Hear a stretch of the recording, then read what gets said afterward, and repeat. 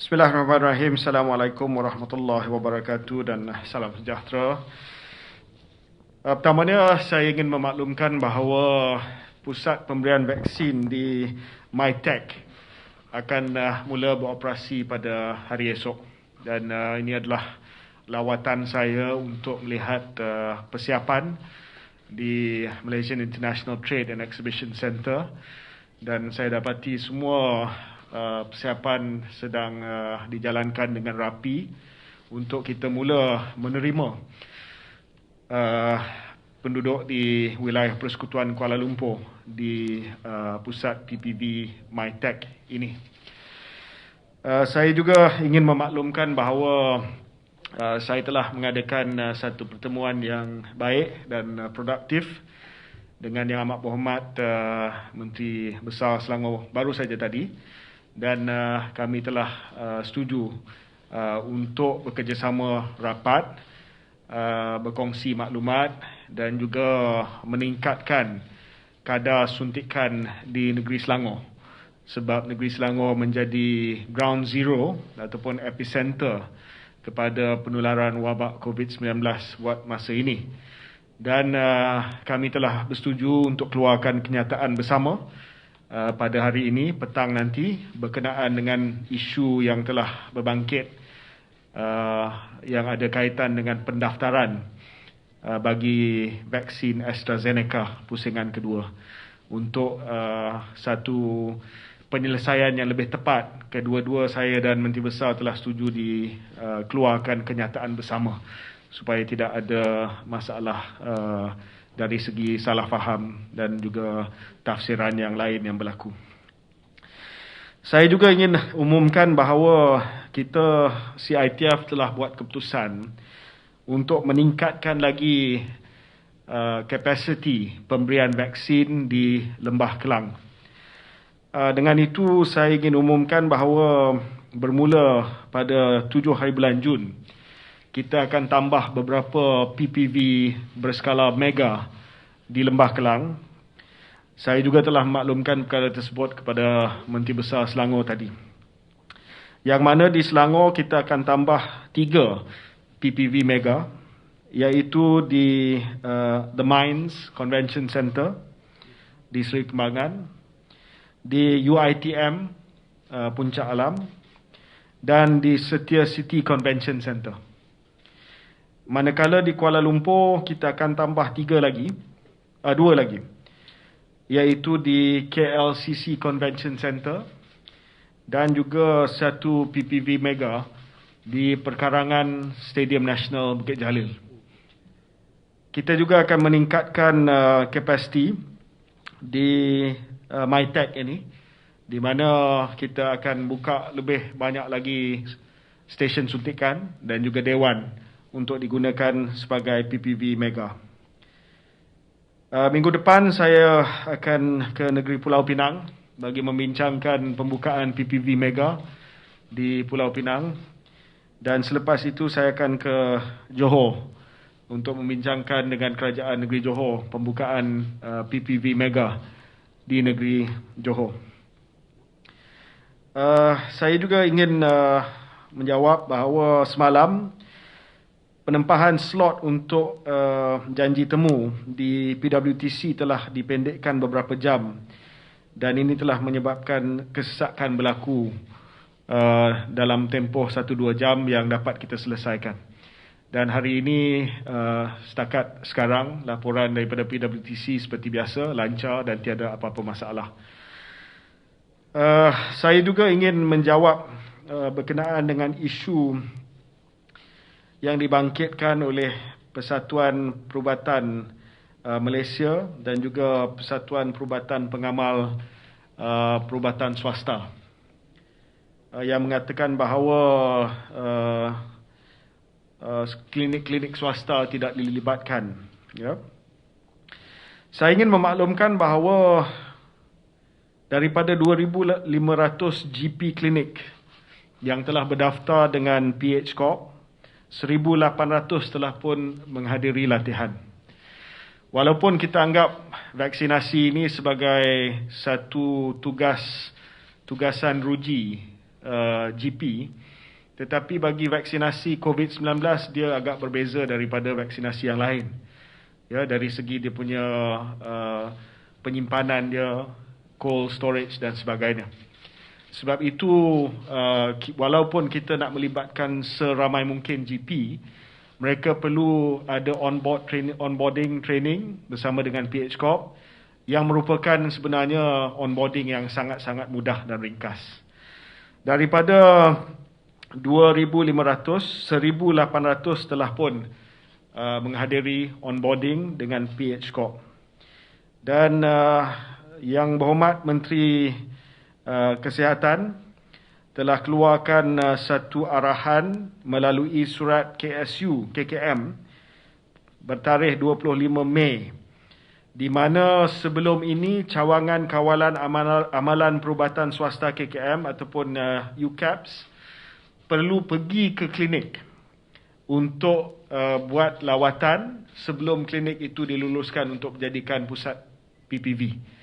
Tapi sekarang ini untuk memudahkan lebih banyak lagi klinik GP ataupun klinik swasta terlibat dalam PIK, maka Menteri Kesihatan telah melalui surat KSU, CCAPS tidak akan menjalankan pre-approval visit kepada PPV klinik swasta.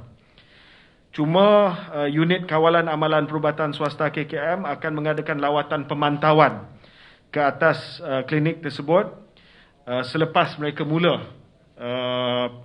terlibat dalam PIK untuk melihat kes-kes yang dilaporkan, aduan dan sebagainya di PPV. Jadi mengikut akta, ketetapan akta 586 mesti ada pemantauan. Tetapi cuma pemantauan itu berlaku selepas. Tak perlu dia pergi tengok dulu, lepas tu barulah dia buka sebagai PPV. So kita nak percepatkan proses.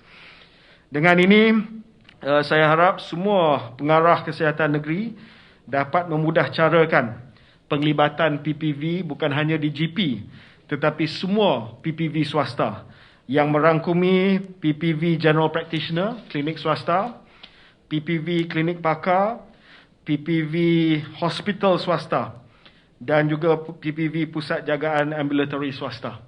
So all the private healthcare facilities will make it very easy for them to be part of the national immunisation program. Kita sasarkan bahawa 500 PPV GP akan mula memberikan vaksin pada 15 Jun dan 1,000 klinik GP akan dijadikan PPV sebelum 30 Jun. Kalau kita ambil jumlah swasta secara keseluruhannya yang terlibat dalam program imunisasi COVID-19 kebangsaan, saya sasarkan PPV GP dan juga PPV hospital swasta boleh menyumbang sebanyak 40,000 dos sehari sebelum 30 hari bulan Jun. Ya, ini sasaran kita untuk PPV swasta, tertakluk kepada bekalan vaksin. Apa yang saya nak sampaikan di sini adalah apa yang dibangkitkan beberapa hari yang lepas bahawa klinik swasta tidak dilibatkan. Sebelum ini tak perlu sebab bekalan vaksin tak banyak. Selepas ini apabila bekalan vaksin dah meningkat, maka kita nak memudah carakan klinik-klinik swasta, klinik GP, hospital swasta untuk beri vaksin melalui program kita. Percuma, ya. Kerajaan bayar hospital swasta, kerajaan bayar klinik swasta dan mereka cuma perlu memberi suntikan vaksin kepada penerima sahaja. Vaksin kita hantar kepada mereka ataupun mereka ambil daripada pusat simpanan vaksin kerajaan. Saya harap berita ini akan dapat memberi satu penjelasan berkenaan dengan usaha kita untuk meningkatkan lagi kadar pemberian vaksin kepada penduduk di Malaysia. Saya faham bahawa ada kegusaran sekarang ini berkaitan dengan bila nak dapat vaksin, ya, dan usaha-usaha untuk mempercepatkan bekalan yang telah pun saya sampaikan dalam sidang media yang lepas. Hari ini saya ceritakan pula dari segi kapasiti untuk memastikan bahawa bekalan yang bertambah itu dapat diberikan suntikan secepat mungkin. So we have increased supply June onwards, ya, bermula pada bulan Jun, by opening up more PPVs, ya, Lembah Kelang, Pulau Pinang, Johor Bahru, dan di seluruh negara. Saya akan pergi ke negeri-negeri lain dan melihat di mana lagi kita boleh buka PPV menggunakan klinik swasta, GP klinik yang berada di semua di seluruh negara, dan juga menggunakan hospital swasta. Saya percaya kadar vaksinasi kita akan meningkat dengan lebih mendadak lagi dalam minggu-minggu yang akan datang. Okey, saya buka pada apa-apa soalan. Earlier this month, you promised that migrant workers will not be detained when they come for the vaccination. But yesterday, the Home Ministry said the Immigration Department will be conducting operations throughout the 2 weeks of lockdown. So don't you think this will affect their confidence to come forward for the vaccination? We are going to submit a joint paper between MOSTI and KDN soon on how we approach the vaccination program for undocumented migrants. So notwithstanding the announcement yesterday, I will be discussing with the Home Minister on what for the government should be the priority, which is public health right now.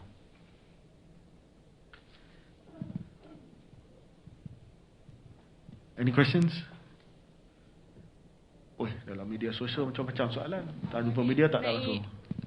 WTC, kisah WTC semalam yang dipendekkan tu sebenarnya apa yang jadi? Sebab ada yang kata ada kontak positif yang pergi ke kontak rapat positif yang pergi ke situ. Jadi mungkin boleh beritahu apa sebenarnya jadi? Ya, so biasanya appointment kita diberi sehingga pukul 9. Ya, sehingga pukul 9. Tetapi semalam appointment itu tidak sampai pukul 9. Jadi dia waktu operasi dalam sistem dipendekkan. Ya, it was a mistake. Itu yang berlaku kesesakan. Tapi apabila kita dapati ramai yang datang, masalah itu dapat diselesaikan dengan cepat.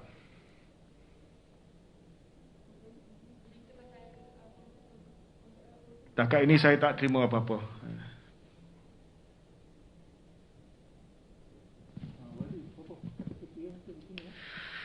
Kapasiti pada hari esok adalah 2,000 lebih, tapi kita sasarkan bahawa PPV MyTech ini boleh menampung 6,000 ke atas. Sekiranya kita menggunakan 2 dewan di bawah dan mungkin 1-2 dewan di atas, mungkin kita boleh tingkatkan kapasiti. But we start with 2,000 first. Sebab kita masih lagi dalam fasa warga mas bagi PPV wilayah persekutuan. Jadi kita tak nak esok berlaku kesesakan yang terlalu banyak. Kita nak tengok dalam seminggu dulu. Bila dah stabilize di sini, kita boleh meningkatkan kapasiti di MyTech.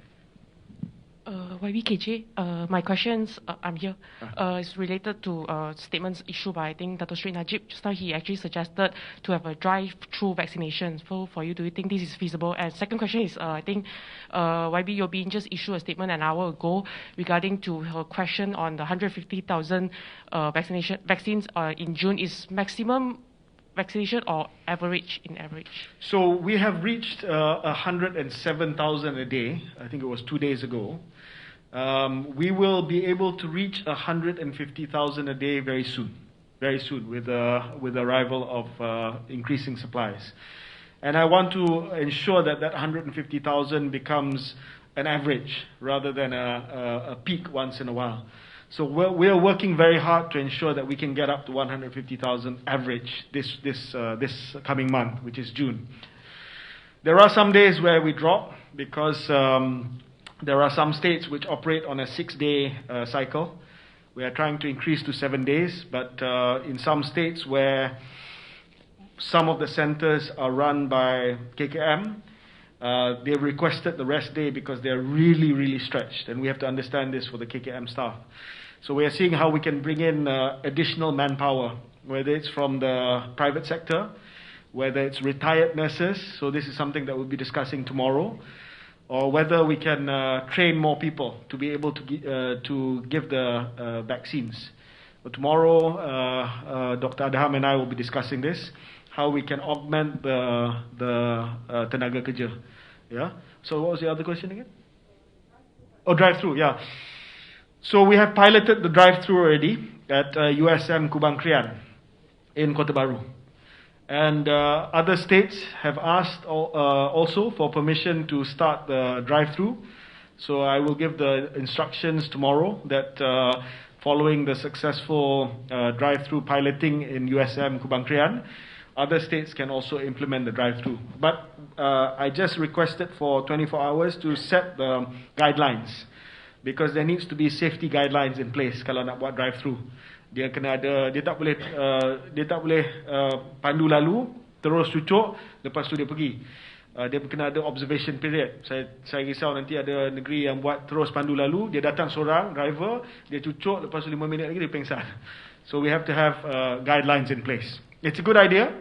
We thought about it before. We pilot dah, and we can roll it out to other states. Yeah. Cuma dia punya drive-through tu, dia punya throughput tak banyak. If you look at the video from Arizona, if I'm not mistaken, it was viral the other day. The Amerika Syarikat 24-hour drive-through PPV vaccination center in Arizona. It does 8,000 a day, about 24 hours. In our PPV PWTC, we do 8,000 between 9 a.m. to 9 p.m. So walaupun drive-through ni dia ada kelebihan dari segi convenience, but in terms of the throughput numbers, you cannot beat the mega PPV. Mega PPV is still going to be the most important workhorse of the PIC ataupun National Immunization Program. We will, because of convenience, reach out to the GP clinics. This will be our sentinel centers for people senang nak pergi. Tapi the fastest ones will be the PPV mega. PWTC does 8,000 a day.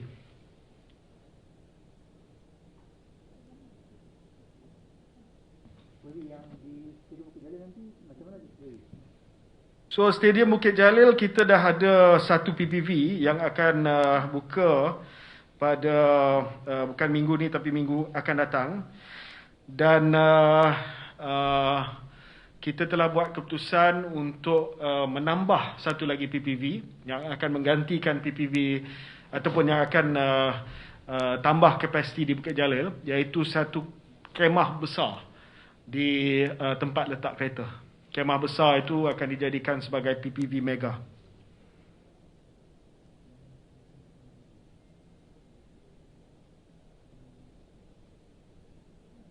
Anything else? YB, ada persoalan daripada bakal jemaah haji, sebab sekarang ni Arab Saudi masih belum approve vaksin Sinovac. Jadi macam mana dengan bakal haji yang dah suntik vaksin Sinovac tu? Ya, kalau mereka dah daftar ataupun dah disuntik dengan Sinovac, maka kita akan bincang perkara ini dengan kerajaan Arab Saudi supaya bagi kelonggaran kepada mereka. Ya, sebab kalau kita untuk jemaah haji yang belum divaksinasi ataupun melalui tabung haji, kita bagi Pfizer. Tetapi ada yang sebelum ini terlepas, yang secara sendiri dah daftar dapat Sinovac. Saya rasa bilangannya tak besar. Tapi untuk golongan tersebut kita akan bincang dengan kerajaan Arab Saudi. Saya juga telah minta nasihat daripada jawatankuasa pakar kita, sama ada setelah disuntik dengan Sinovac, dia boleh disuntik lagi dengan Pfizer. Itu pun belum lagi saya terima jawapan. Kalau ada update nanti saya boleh maklumkan nanti. Kalau macam tu, sebab sekarang ni ada negara yang hanya mengiktiraf certain vaksin. China hanya Sinovac saja ataupun vaksin China. Kesatuan Eropah hanya Pfizer. Arab Saudi hanya Pfizer dengan AZ. Jadi kalau kita nak travel nanti, how do we do it? Maybe we have to inject everything. But is it safe? We don't know.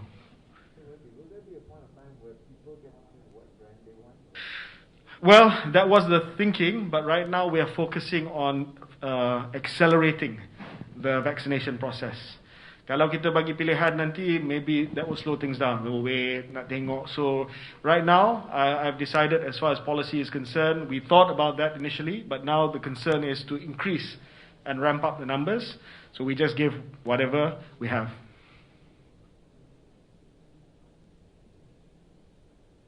Dah. Yeah. Okay. Good.